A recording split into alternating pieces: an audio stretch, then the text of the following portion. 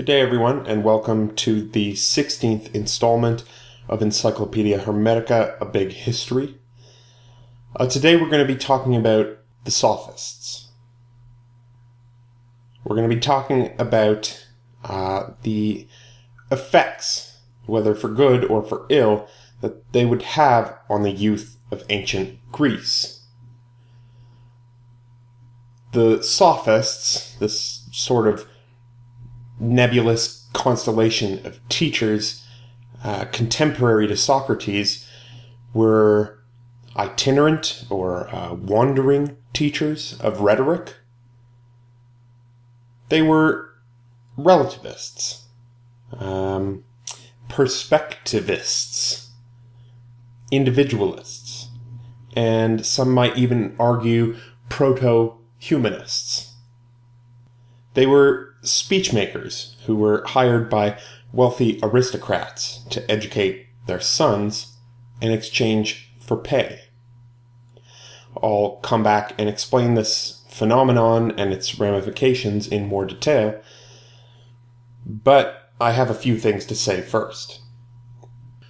Now, before we start this conversation, we're going to have to jump into a little discussion on a topic which, although it's a very elementary topic in philosophy, nonetheless, it's vital to what I'm going to be talking about for the next 2 lectures. These will be about the Sophists and Plato, respectively.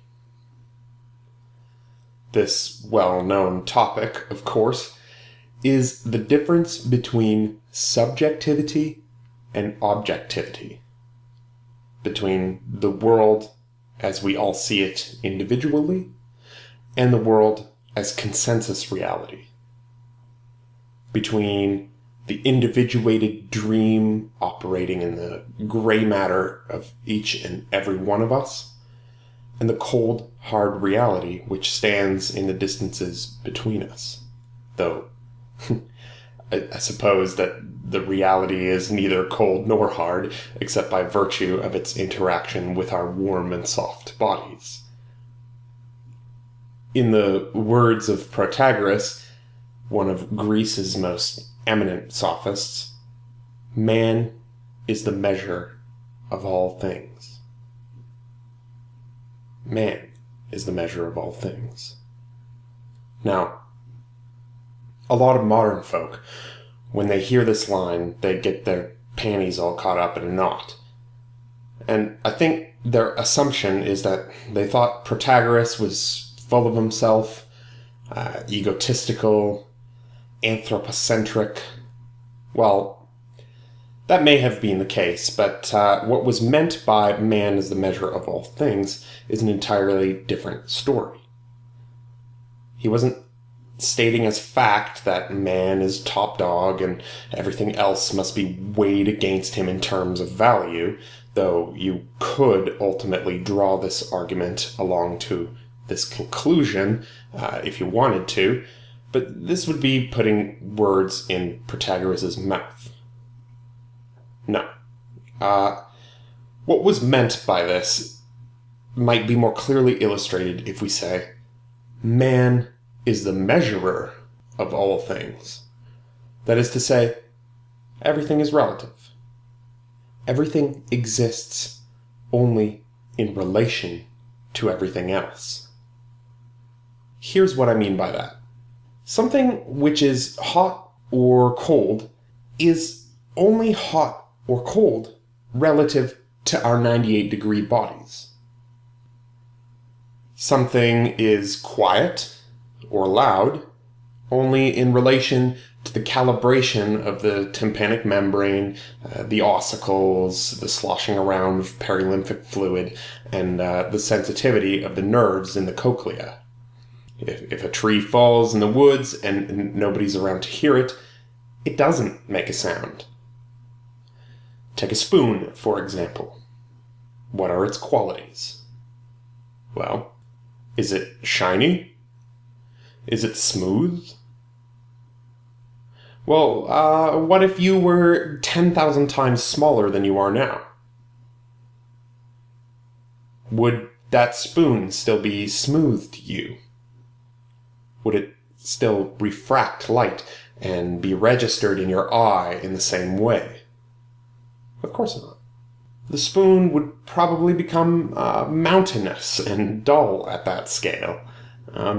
All of our sensory experiences of the world outside of us are relative to the calibration of our sense organs, to our size, to our function, to say nothing of our thoughts or our emotions.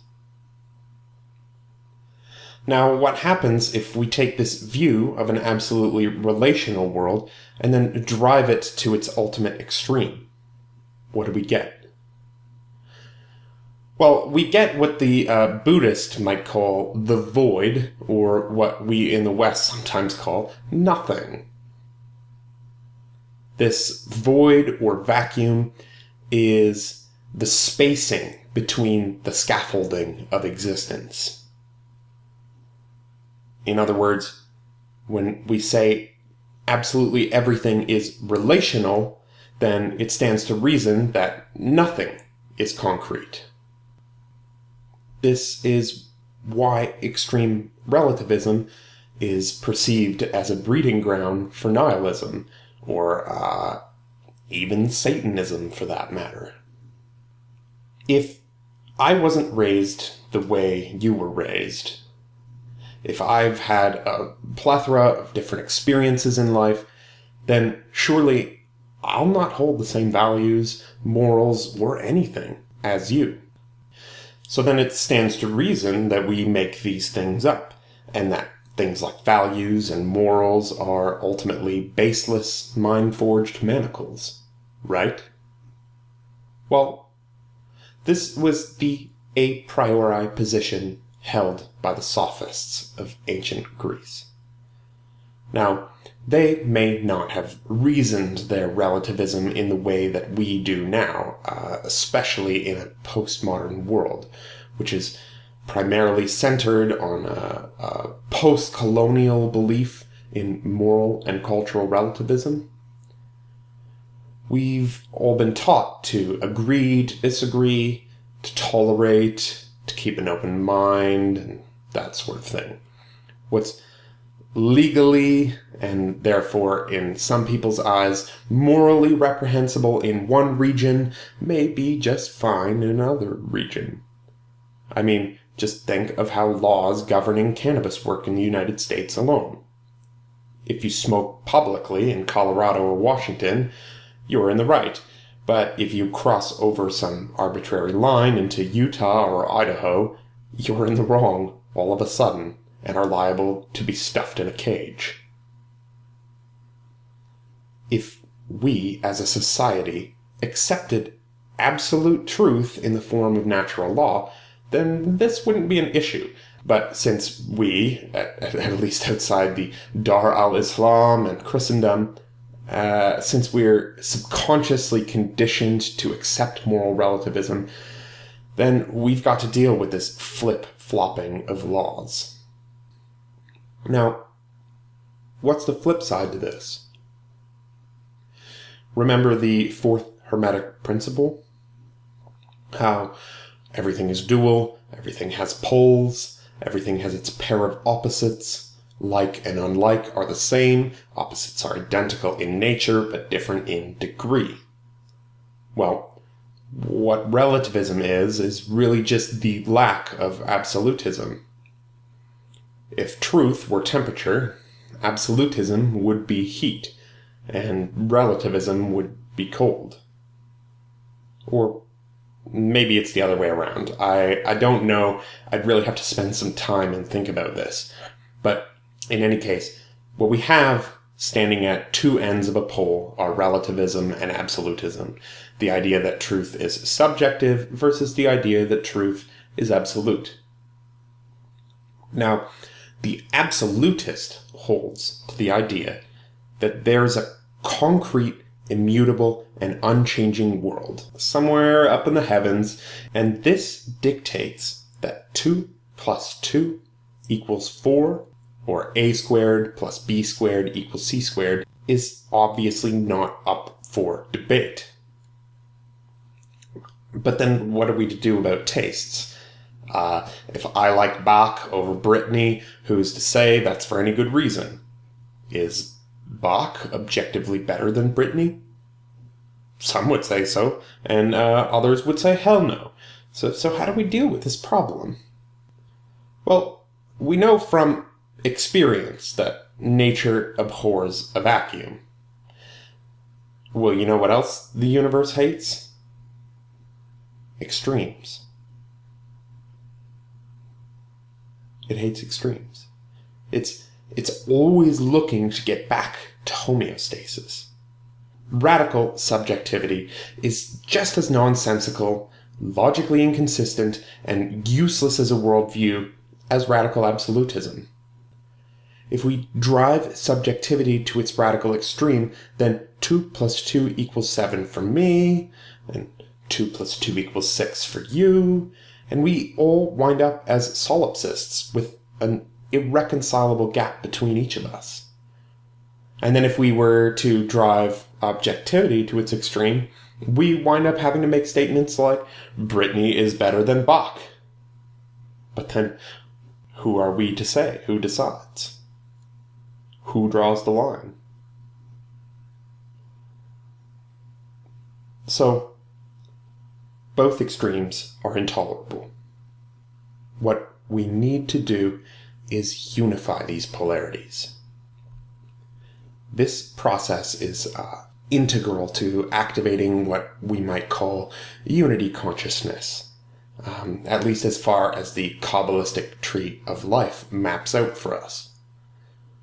We need to marry the caring, nurturing, and feminine aspect of relativism, which is governed by binah, understanding, the emotional dimension of the soul, and we need to marry this to the logical, the practical, and the masculine aspect of absolutism, which is governed by chokmah, wisdom, the intellectual part of the soul.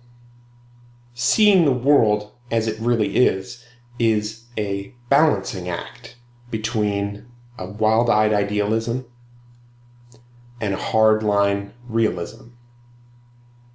Both extremes are detestable. We need to be centered. Now, obviously, a whole lot of people had to do a shitload of thinking about these sorts of concepts before they were mapped out, categorized, taxonomized, and then the idea came along to find a sort of coincidentia oppositorum between the two rather than picking a side and planting a flag. This sort of solution has no relevance to the world of ancient Greece. They were still in the process of breaking down the two opposing camps. If you recall the great painting by Raphael, the school of Athens, we can see at the very center of the painting, and let's say, therefore, at the center of Western philosophy, we've got Plato pointing up toward the realm of ideas, the world of forms, of being, of absolutes. And then we've got Aristotle pointing out the world around him, the material world, the world of becoming, of ever-changing relationships. This dichotomy took time to crystallize, but by the time Raphael was painting, the divide had long been made and sustained by various parties on both sides. So, let's rewind a bit. What we begin to see, at least as early as the 6th century BC, is the rise of so-called democracy in Greece, and subsequently, the rise of law courts. In these courts, all manner of public disputes were undertaken. These were resolved by way of debate, much in the way they are today. The difference is, people spoke for themselves, but they often had prepared speeches written out for them in advance. So what this meant is that the entire fabric or legal framework of society began to be governed by the word, by poetry, okay? By an imitation of the real world through symbols and small mouth noises. In this way, politicians, then like today, had to be charismatic smooth talkers to get their way. What people started to realize was that it didn't really matter what had happened in so-called consensus reality. It didn't matter what had undergone the formality of actually happening. What mattered was how well you could twist words and events in order to convince the world to see things your way. So, the most persuasive speakers became the most powerful men in society. With a silver tongue, you could have your enemies driven out of town. You could get away with murder, or all sorts of shady business. Again, it didn't matter what you actually did. If you could somehow justify it in a court of law, now remember, to justify comes from the Latin jus facere, to make a right. If you could do this, then the world was yours to manipulate. Now, this type of socio-political environment became a breeding ground for a new type of person. Itinerant teachers of rhetoric, or as we call them today, Sophists. From the Greek sophistos, which means something like skilled. These men were, let's say, opportunistic tutors. They would take money in exchange for a service, and that service was, in reality, teaching young and upcoming men how to cheat the legal system by becoming very talented speech makers. Now, of course, they wouldn't have seen it in such a disparaging way, but I'm taking an absolutist stand on this, and there are historical reasons behind this that I will get into in a second. The Sophists saw what they were teaching as perfectly useful, pragmatic, and, ironically, rooted in realism, in power politics. Now, the reason I say there are historical reasons behind my more so absolutist stance vis-a-vis the Sophists, and that will become more evident as I talk about this subject, is something that was delved into by the French philosopher Michel Onfray, who put together a sort of anti-history of philosophy. I highly recommend it if you are a French speaker.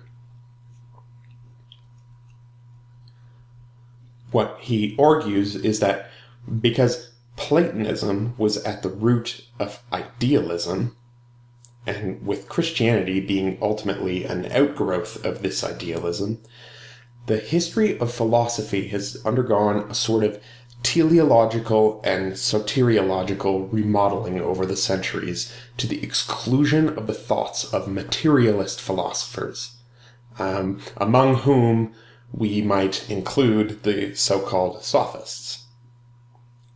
This Plato-centric history of philosophy was rewritten in the image of a messianic myth cycle.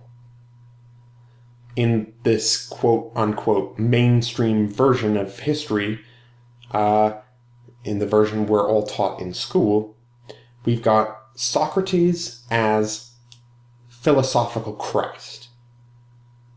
He stood as a giant above the so-called pre-Socratic philosophers. He fought against the Sophists, and ultimately he was martyred for truth. Meanwhile, the moral relativists, like the Sophists, or the great materialist thinkers like Democritus, Epicurus, Lucretius, and so forth, all of these guys, they take a back seat as those on the quote-unquote wrong side of history, which is ironic considering our own times, but I guess that's all starting to change due to the current intellectual climate. We're far more likely to learn about Stoicism in school than we are Epicureanism, and this is all as a result of the reformulation of history according to a soteriological, or savior-centric, model. Now, if you don't believe this dynamic is at work, just look at the hierarchy of gradations in European education. Little children go to the garden, or le jardin, kindergarten, then the lyceum, or le lycée, and then finally the academy. The garden is where Epicurus taught. The lyceum, Aristotle, and the academy, Plato. Well, okay. So what's wrong with this soteriological view? Well, it presupposes the absolutist view is the right view. It puts as an a priori fact that absolutism, which would ultimately become the central tenet of the Judeo-Christian monotheisms, is the correct way of looking at the world, and that the relativists are full of shit pagans, hedonists, Satanists, or whatnot. In this view, the true philosophers are the descendants of Pythagoras and Plato, the type of guys that don't accept money for knowledge. And then the opportunistic, pleasure-seeking charlatans are the descendants of men like Protagoras and Gorgias, who only traded their skill for silver. Remember, Pythagoras was the first philosopher by name, and he was a contemporary to folks like Thales of Miletus, a guy who, so the story goes, fell into a well while he was walking because he was too focused on contemplating the heavens and the realm of ideas. This had become the ideal for the philosopher. Implicit to the word philosopher was the assumption that the contemplative life and the ascetic life is superior to the political life, the life out in the world. Well, if we start digging, we come to find that that's all nonsense, of course, regardless of how much we want to believe it. The Sophists can't just be swept aside so easily. They were far more sophisticated in their reasoning than we often give them credit, and one of the reasons we do so is because they're treated so disparagingly in the dialogues of Plato, which is the very heart of the mainstream Western philosophical tradition, mostly thanks to St. Augustine and the Catholic Church, the Renaissance Platonists, and the German Idealists. What we'll come to see is that there's, after all, more than one way to do philosophy. We might view Plato's entire collection of works as a concerted campaign of attacks on the Sophists, with very few, if any, extant rebuttals. These sorts of things just wouldn't get copied throughout the Middle Ages. The Church was exceptionally anti-Democritean, anti-Epicurean, and anti-Sophist. They would rather use that parchment to copy out more psalms. If we were to take as an a priori fact that the relativists are right, then we could start to take people like Epicurus or Democritus quite seriously, and this is what Michel Onfray does in his account of the history of philosophy. He tries to give a sort of reparations to the Sophists, who'd had their image tarnished by haters for so many centuries, and this is all in service to his greater cause, which is bringing hedonism, or better yet, eudaimonism, back into good graces.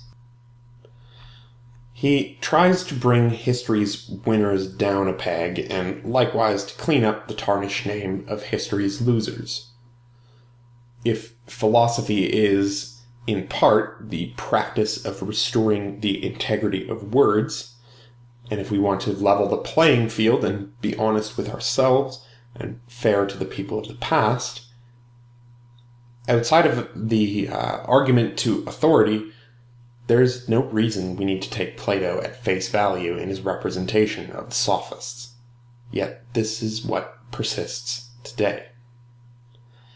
If you just look up the definition of the word sophist, right there you see how people today assume them to be, quote, people who reason with clever but fallacious arguments.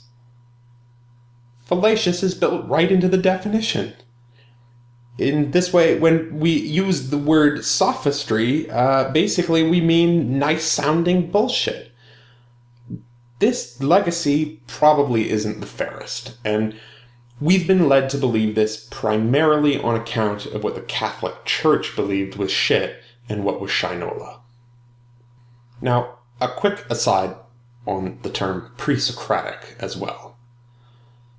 Well, you see how the history of philosophy was re-engineered by the victors in this grand battle between the Absolutists and the Relativists, between the Idealists and the Realists.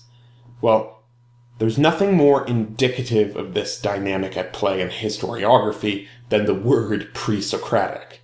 The philosophers of the 6th century, the greats like Parmenides and Heraclitus and Thales and so forth, there was nothing in these men actually anticipating the arrival of Socrates, and they were not paving the way for a new thinker to save them all from intellectual error. They were simply making sense of the world in accordance with the data that they had.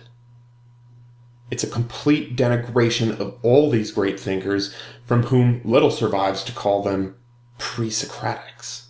And it's even worse when the word is being used as a weapon, specifically in the case of Democritus, the chief proponent of atomism, who was not only not a pre-Socratic, but in fact a contemporary of Socrates, whom Socrates would have known personally, and who isn't even mentioned by Plato on account of a sort of unspoken damnatio memoriae to erase him from history.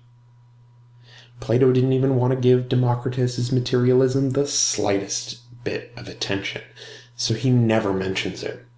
And consequently, neither do we. Despite the wide scope of influence he had on all the other thinkers of antiquity. It was easy for Plato to make the Sophists look bad, but not so easy to denigrate Democritus, so he just passed over him in silence.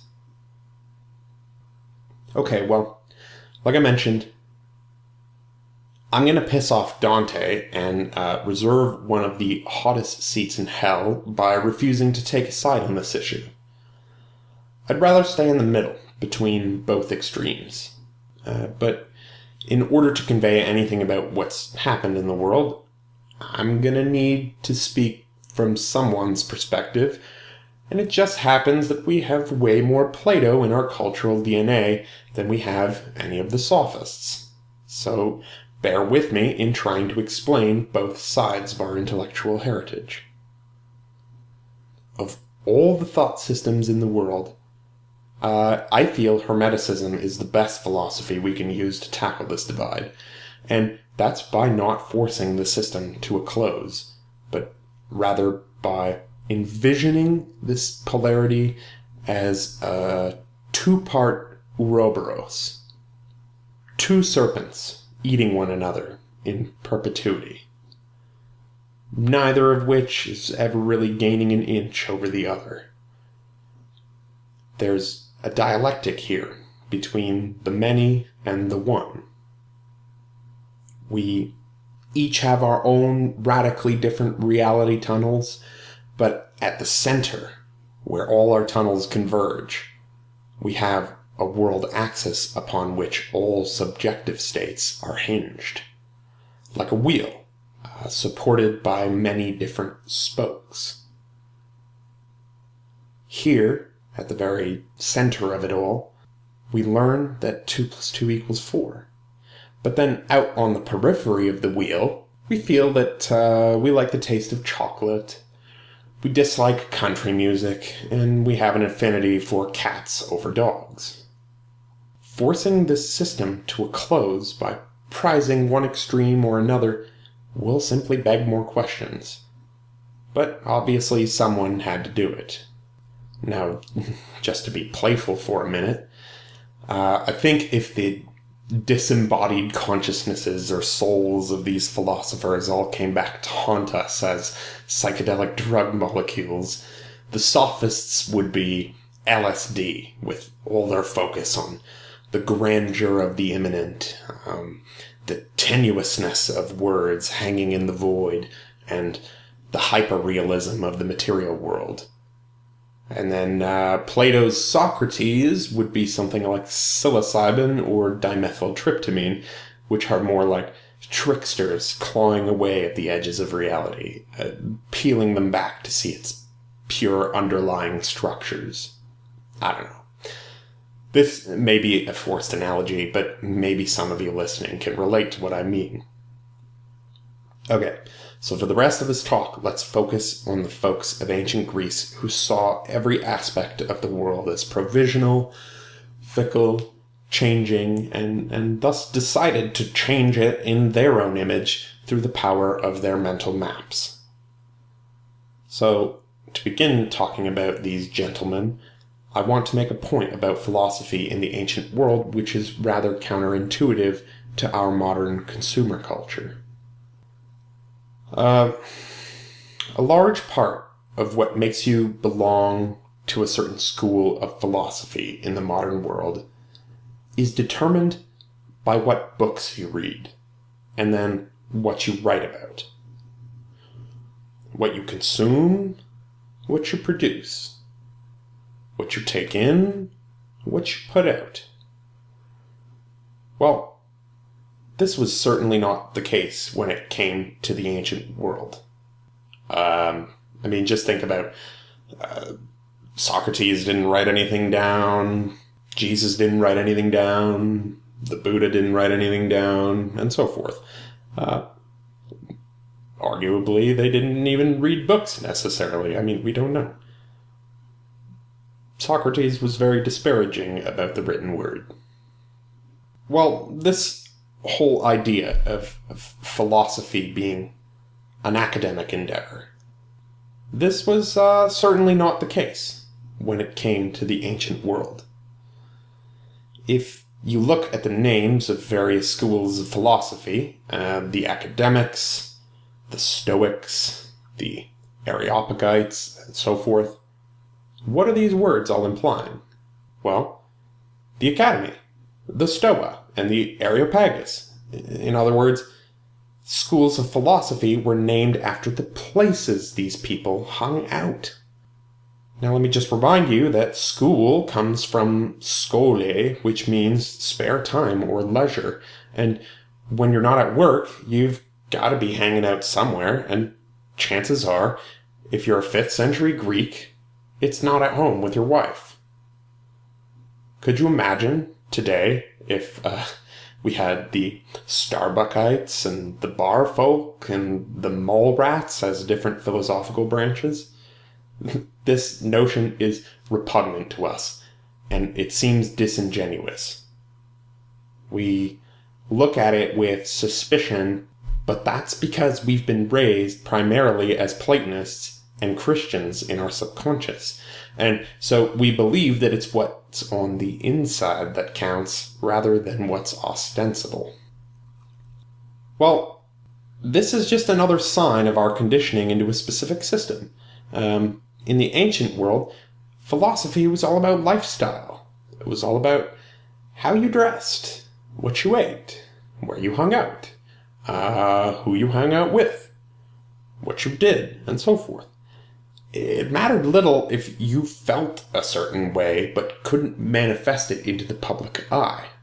No, the Greeks were not dualists. the pagan conception of philosophy was purely holistic. You did what you knew, and you knew what you did. People were not heads with bodies, they were bodies. That's what made guys like Pythagoras and Socrates so radical. They flipped this whole dynamic on its head. Well, so then what about the Sophists? Well, it turns out this new wave of teachers didn't really hang out anywhere. They were nomadic, and this was very unsettling to the various sedentary schools of philosophy. The way education worked for young men, after they'd gotten their grammar and logic out of the way in a more outcome-based style of education that we'd recognize today, they would seek out a teacher or a personal tutor to teach them rhetoric, thus completing the 3 parts of what would become known as the trivium in the medieval Latin world. Sometimes these relationships between student and teacher were sexualized, with the youth as the beloved and the teacher as the lover. The Greeks had a weird institutionalized form of unrequited pederasty between older men and younger men, but that's neither here nor there.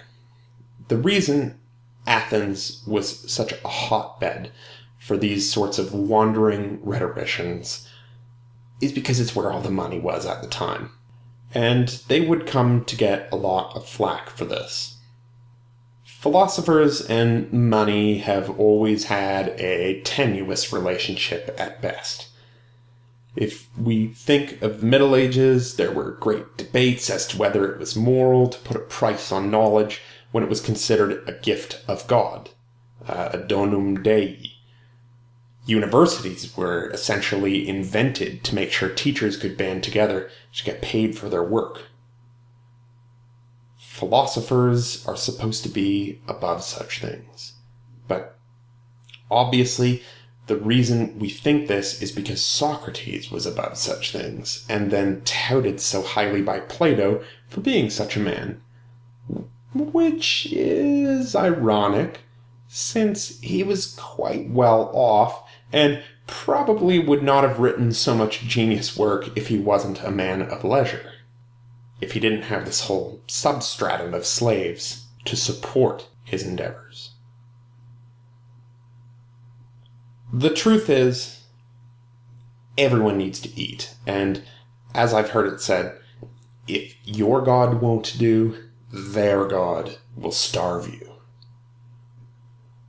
I imagine what Socrates was ultimately getting to was the idea that the less you have, the more you gain. Socrates was an old, shabbily dressed and barefoot teacher who wandered around the agora, teaching young men and acting as a philosophical gadfly to others. I think he was more about eliminating attachment to money rather than eliminating it altogether as an institution of pure evil. Of course, their money was still based on a gold standard. In any case, I think something that needs to be mentioned is this. Sophist was not a belief system. It was not a set of beliefs which differed little from one sophist to another. It was a profession, and opinions ranged widely amidst it. What all the so-called sophists did have in common, however, was one very important factor. Regardless of what they did or did not claim to know, they had a very deep understanding of how specific words, turns of phrases, or figures of rhetoric could dazzle, disgust, or persuade an audience. Aristophanes, the comic playwright, perceived the sophists as hair-splitting wordsmiths, and he made Socrates their figurehead in a play called The Clouds. It was this depiction in The Clouds, this imperfect copy or mimesis of reality, that had a big role to play in getting Socrates killed by the state, and It's for this reason that Aristophanes is painted as the bearer of a sick and incomplete soul in Plato's dialogue, The Symposium. What set Socrates apart from all the Sophists, apart from the obvious ideological differences, was the fact that he never accepted a fee, since all he really did was ask questions. The so-called Socratic method, which ironically was said by Diogenes Laertius to have been invented by Protagoras, the greatest of Sophists. The Sophist was thought to be a so-called realist seeking power, not an idealist in search for truth with a capital T. Other than that difference, however, there was really nothing setting Socrates apart from the other Sophists. He just had his own unique way of seeing things, which was through the lens of Pythagoreanism and its cult of math. The great irony in the life of Socrates, at least as far as it goes in the writings of Plato, is that Socrates needed the Sophists in order to formulate his beliefs. His was fundamentally reactionary doctrine, which couldn't exist without its predecessors. This is why dialectic, the back and forth, is so vital to uncovering truth. Today we call this method Socratic Dialogue. This is one of the reasons that I like to bring guests on the show, to make sure I'm not peddling bullshit.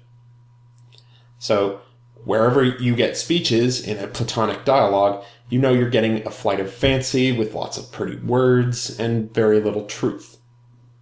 So in light of this fact, many of Plato's dialogues are named after famous Sophists, and in each one of these we've got Socrates locked in debate with a rather dumbed-down caricature of these men. Socrates assaults them with a bunch of questions, and then makes them all realize they have no idea what they're talking about. It's great.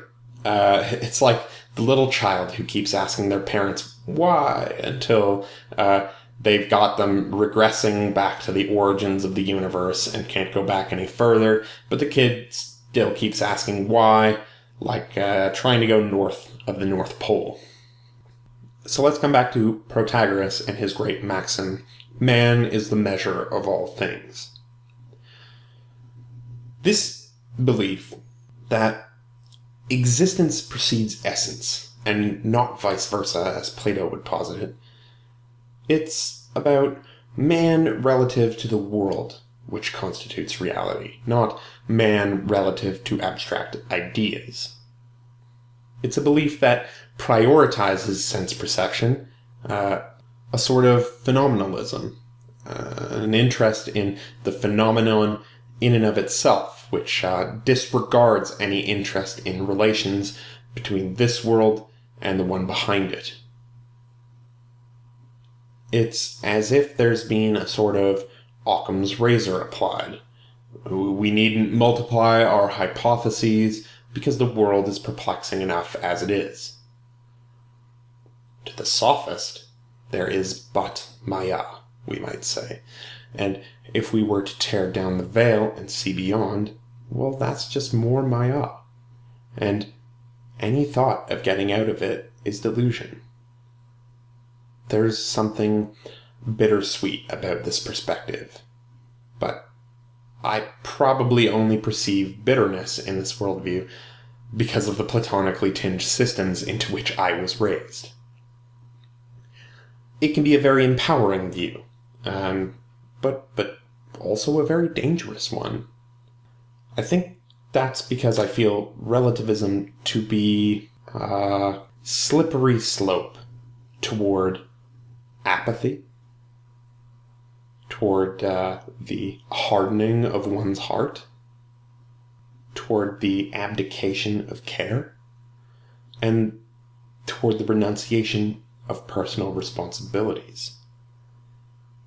But of course, at the same time, I don't think you need to express a belief in an afterworld or a world beyond the veil in order to be compassionate. You don't need dogma, you just need empathy. Now, something which would probably endear the Sophists to us moderns, or maybe you moderns, because this isn't necessarily a good thing in my mind, was that they were a force in the democratization of philosophy. They brought it to the people, into the public arena, whereas someone like Plato believed philosophy was reserved for an aristocratic elite, since, after all, how can you dedicate yourself to asceticism, logic, and mathematics if you're busy working all the time? Plato was an elitist, an esotericist. You can't buy your way through initiation into quasi-Pythagorean mysteries, whereas the Sophists were generally popular and open with their teachings as long as the price was right. Sophists had no secret orders of initiation, no rituals, no philosopher kings, no occult gobbledygook. What you see is what you get, and the way you use your words to interpret what you get is going to determine reality, which means reality hasn't determined your words, if that inversion makes sense. The Sophists were word warriors. They were agile in debate and fierce in oratory. And since, as the saying goes, it takes one to know one, Socrates would be the greatest from among them because he was the only one who knew he knew nothing, and that his verbal onslaughts were rooted in truth. Where the Sophists shone in rhetoric, Socrates was the master of debate, of dialectic. And he felt this was the only way that we could ever come to any truths, by asking questions. The problem with long speeches, and especially with battling long speeches, like in the Symposium or in Protagoras, is that you're never really listening to your opponent when he's speaking. You're too busy finding the words to what you're going to say. Where can the truth be found in that? We had a war in the mind of Western thought between logos and mythos, between rational discourse and poetic discourse. What long speeches, what poetic discourse and long-winded myths allowed someone like Protagoras to do is be ambiguous. And it was entirely this kind of ambiguity that Plato wanted to dispel. I like this idea Michael Segru uses, that Sophists use words like squids use ink to hide. What Plato's Socrates is trying to do is force men like Gorgias and Protagoras away from a position of extreme relativism. He's trying to make some conceptual bound toward unity in order to make real communication possible, in order to give words their integrity once again. The only way we're going to make communication possible is if we share the same internal dictionaries, not just the same languages. He's trying to say man isn't the measure of all things, and that 2 + 2 really does equal 4 eternally. And if you believe otherwise, it's not that we're both right and that we can agree to disagree. It's just that you're flat out wrong, and it's not a matter of opinion, perspective, preference, or whatever. The sophistic position assumes we can't make any mistakes. And there's irony in this. If one can't make mistakes, why would one need a teacher? The sophistic position, when you drive it to its logical extreme, puts the Sophists out of business. If the way you are now is just fine, then why would you need a teacher? They're just going to fill your head with what they think is right, and nothing will have changed. You'll just both be right. You were right before, you're right after. This position ends all discourse. It compartmentalizes us into solipsism. Solipsism is an outrageously hubristic position to hold, and fundamentally it's a position which tears apart the social fabric. Now, this brings me to my last point about the Sophists. They were skeptics in regards to the law. The law was all a matter of interpretation, they thought, whereas Plato would fight this view tooth and nail. Plato thought all that existed was the grandiose unfoldment of law with a capital L, natural law, and then it was in the best interest of the polis to mimic nature and act in accordance with, let's say, the Tao of the universe, if we want to put an Eastern spin on things. This line of thinking ultimately led to Socrates' death, since he refused to violate the laws of his country and run away from his execution when given the chance. Instead, he faced the full brunt of the law, of man's law. Alright, I've rambled long enough. Now, I wanted to talk a bit about the figures of rhetoric today, but I think that we've passed our time and that I will save this for a later lecture. Now, before your eyes glaze over, there's a reason I think it's important for us to go through this together, because nothing's really changed since 500 BC in regards to what makes good style.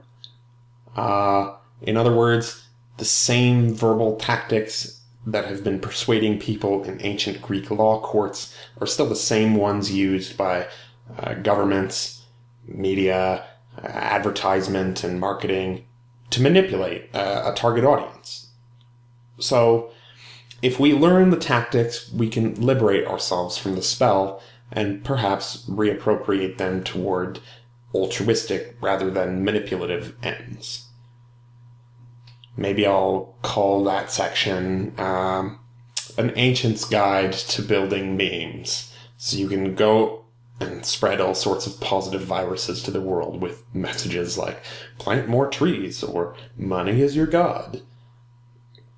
A good speech, after all, is really just a bundle of memes eloquently and succinctly chained together in a logical fashion, then spoken boldly with conviction. Alright, so I'm going to save this discussion for another time. For the time being, thanks for joining me. You've been listening to Encyclopedia Hermetica, A Big History. I'm your host, Dan Attrell.